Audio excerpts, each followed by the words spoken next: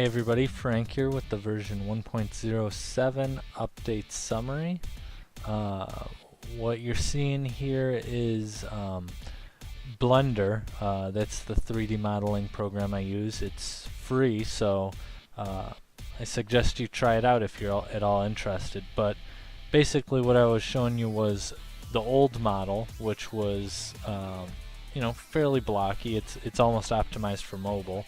And then I did one subdivision, which adds a level of smoothness, more realism. I think it makes it just more appealing in general, and it's still a fairly low polygon count, so it still runs pretty well.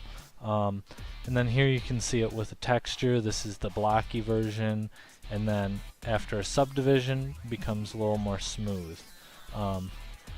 But what I want to show you is the new textures. A friend donated, and here, let's take a look. There it is. It's a lot more polished, a lot cleaner. The old textures I had kind of rushed through just so we had a placeholder, something to look at. But these look a lot nicer, I think. They look cleaner, and it's just gonna make the game a little nicer to look at. I still plan on doing a full overhaul of the graphics by the time beta comes around. And so here I'm just showing the character select screens. Here was with toon shading for the old graphics. Here's the old graphics without toon shading. And then let's take a look at, here's the new graphics. This is without toon shading. I think before without toon shading it didn't look very good. Now I think you can play the game without toon shading and it looks good, but here's it with toon shading. And so, and then here's just an image before and after what it looked like.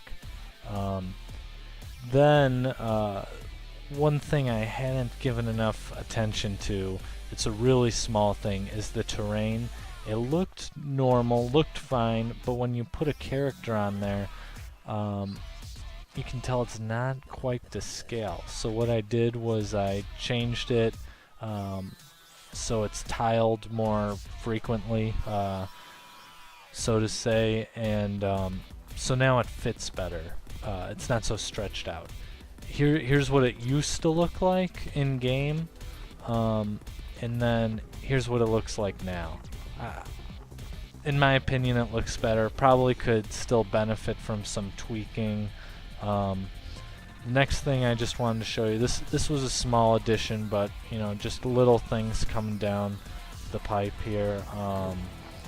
In cooperative mode, what I changed now is if one person in your party dies, the level is reset and everyone's sent to the beginning.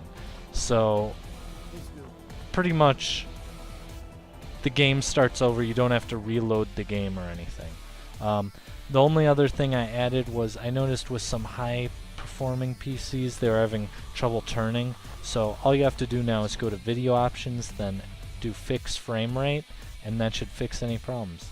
Anyway, the game is free, it's an alpha, Your Feedback Guides development, check it out.